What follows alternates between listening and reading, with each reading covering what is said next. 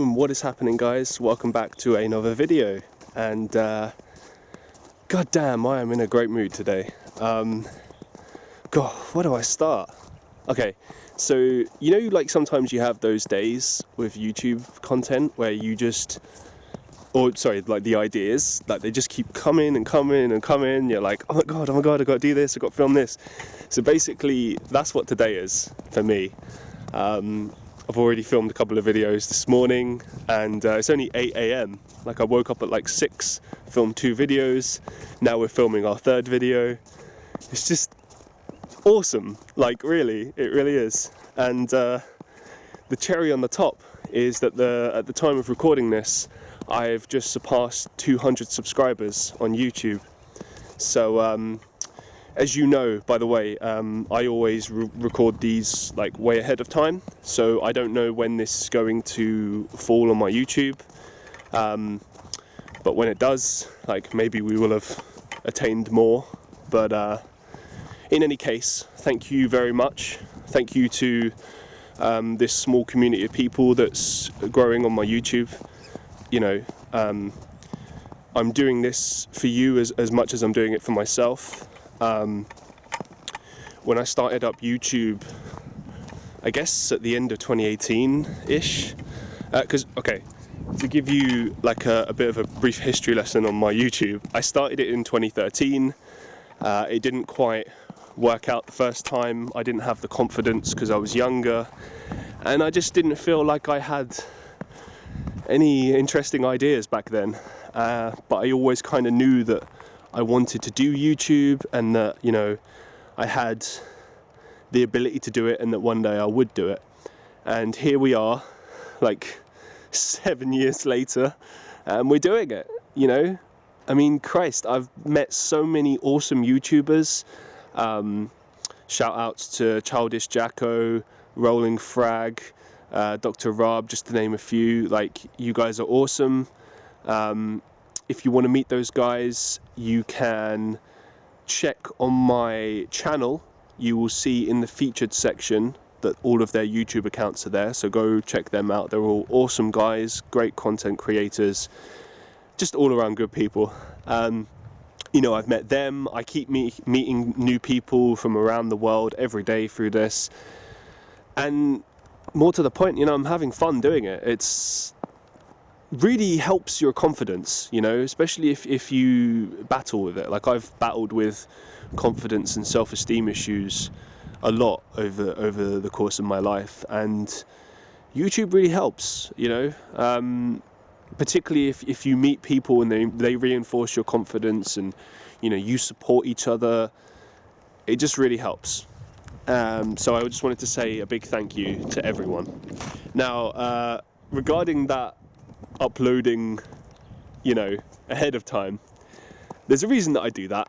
It's basically so that I don't get stressed, that I don't like get to that point where I'm only like a week ahead or like behind on stuff. So that's why I record ahead of time.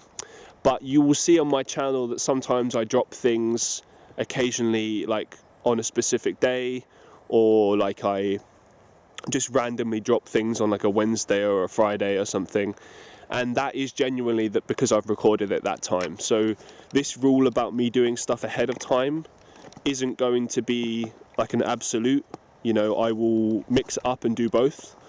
I'm just letting you know so that, you know, if there's any weird continuity errors, or you're like, hang on, you know, why is it like winter and it's summer, or, you know, whatever, like, that's why, basically.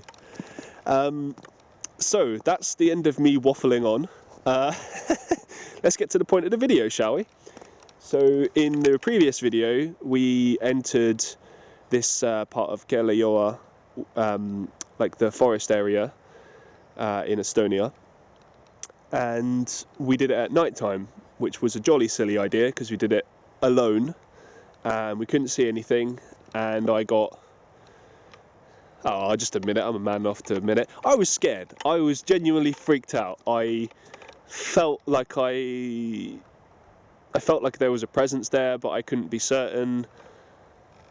I probably just freaked myself up, but you know, I just wanted to be on the safe side. I was alone, you know. If I was with someone, I would have stuck it out, but lesson learned, if you're going to do midnight excursions, well, either do it with people or do it armed, I think. So anyway, we've returned to do this during the day, and by God, it snowed last night. It bloody well snowed, didn't it? So now we're in Winter Wonderland, and I will show you what it all looks like. It's just, I mean, we've had a pretty snowless winter in Estonia this year, which is very weird because usually it kind of snows in like October, November time, and then, you know, it just kind of sticks around, keeps snowing for like 5 months and that's your winter, basically, just dark and lots of snow. But the thing is, I think that the lack of snow has actually made it worse, because while it is dark all the time, you know, having the snow is like a really nice, kind of beautiful addition to winter in Estonia, particularly if you go out into the countryside. I mean, if you haven't been to Estonia, it's bloody beautiful. I'm biased, you know, I've lived here for 2.5 bloody years, so of course I'm going to say that, and I've been visiting since 2015, but there's just something about it in winter, and something about snow in general, like how pure it is, and you know, how beautiful it is. And the lack of it this year has been a bit weird, if I'm honest, especially since we had such a wonderful summer last year. But anyway, as you can see, this is a absolutely cracking forest, and I'd mainly say so because of just how big these bloody trees are. I mean, check it out. Just, I grew up in London, and for me to see like forests, I really had to go out of my way into the countryside to see it. And I've only seen it a few times because, to be honest, I haven't actually explored the UK much, and that is something that I plan to change in the future. But like, based on just now, my experience up until this point in life, these forests blew me away. I always wanted to sort of experience this in life, and Estonia has given so much to me in terms of that experience, like just truly incredible stuff. Now I'm going to shut up for a minute and just show you some scenery. So here goes.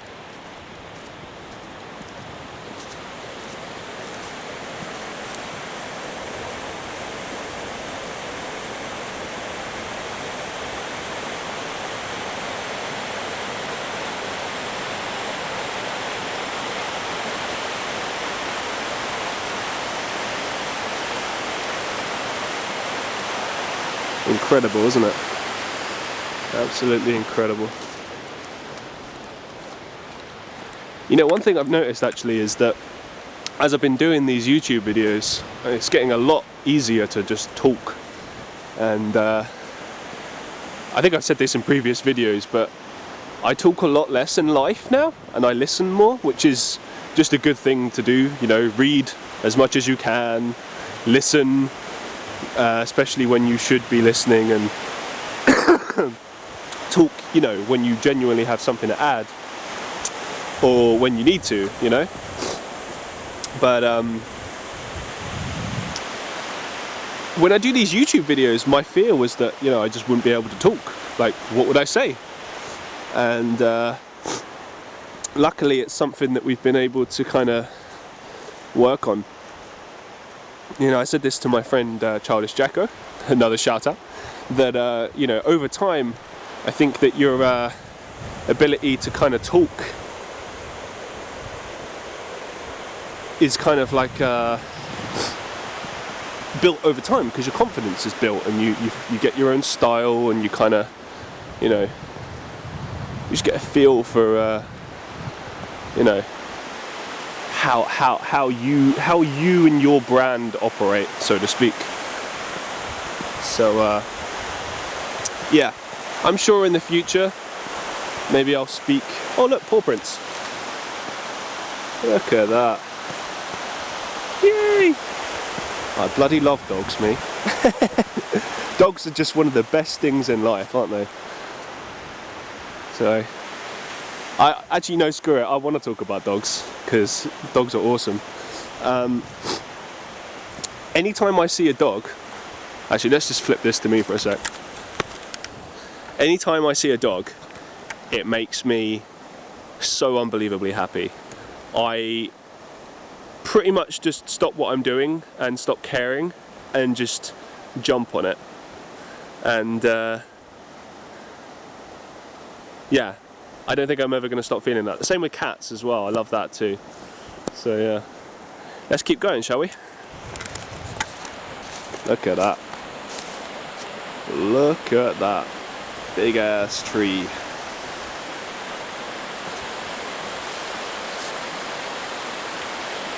You know, I must have seen this park about at least 20 or 30 times, and it never gets old, like ever. Oh, excuse me, sorry, I've got a massive cold that won't go away.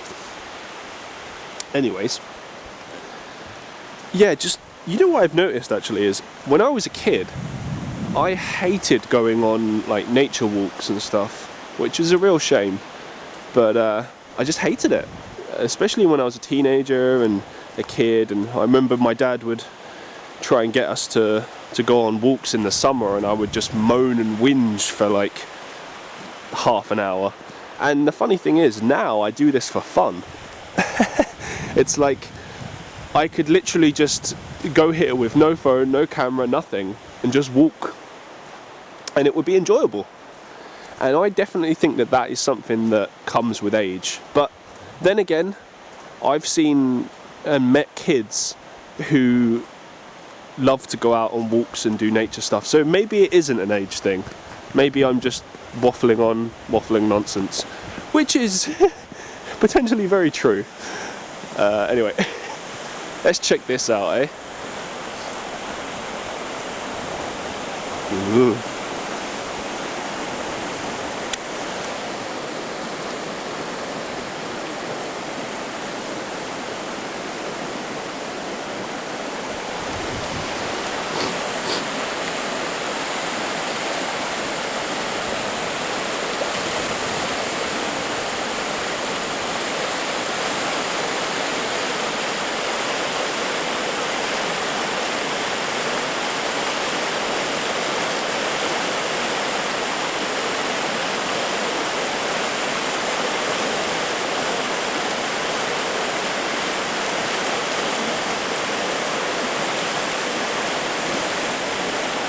Yeah.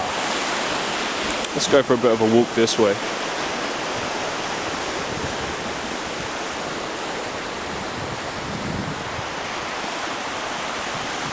Ooh, here's some information. So, roughly speaking, that says, what was it, keila-joa, like sea park, or muisa. What was that again? Ah, damn it, I can't remember. Basically just the park in keila-joa, and the last time that works were done on it was between 2016 to 2018.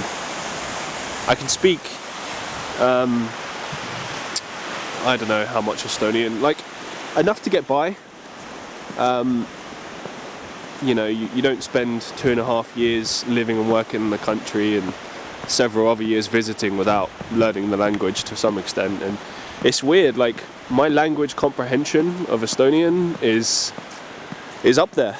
I always explain to people that it's a bit like, you know those old-fashioned radios where you tune in and tune out, and you know, like it's kind of 1 minute you can hear the station, 1 minute you can't.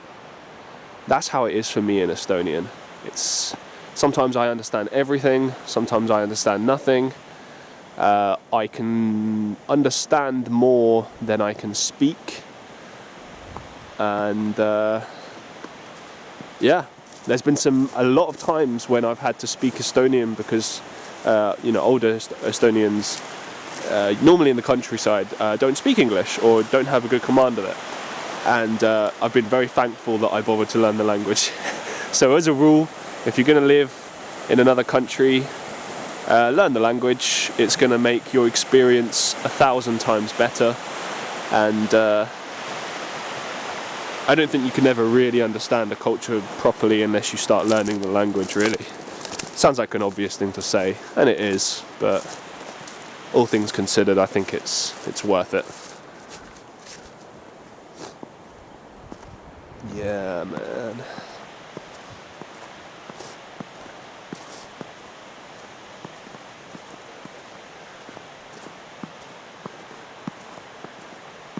Yeah, this place is huge.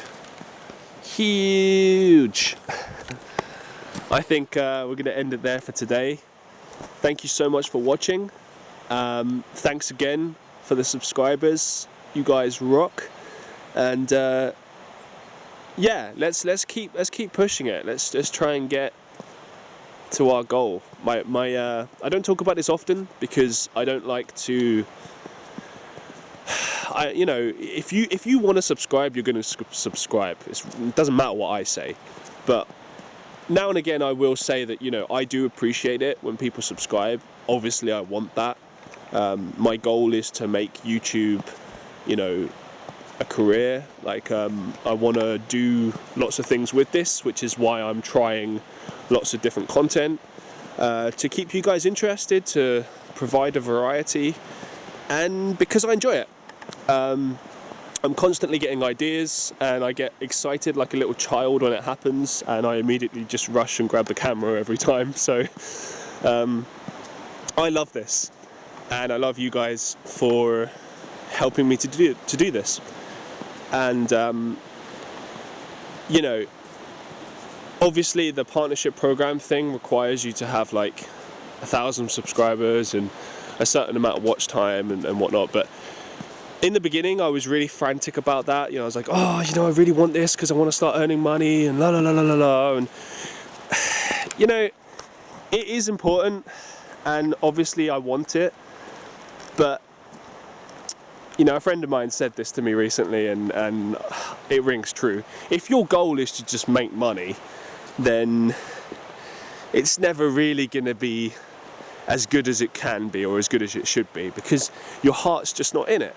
There's a million different ways you can make money in life, But if you want to turn your passion into a career, it takes time. And you've got to work at it all the time.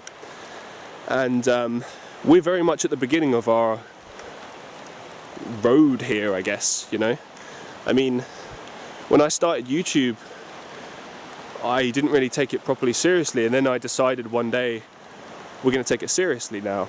And every time I make any type of content, there are challenges.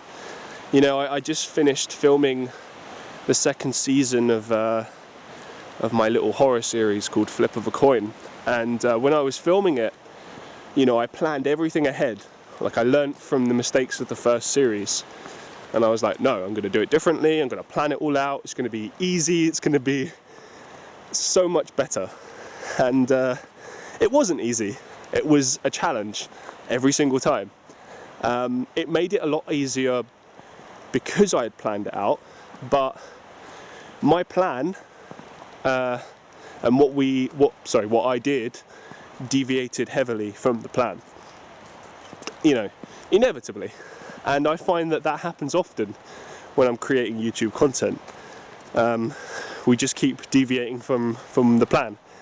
But I just try and always kind of make it work, and I think the most important thing to me is to just make these videos interesting. Would I want to watch this? Would I be interested in watching this? And this is why I try to make it as conversational as possible, because the one thing I love to do above all else is talk. I love to talk to people. I could sit with the right person and just talk for like 4 hours and not get bored. And that's what I want my YouTube to be, yeah, we can't talk back and forth. We can talk back and forth in the comments, but you know, when you're watching this, you're listening to me, right?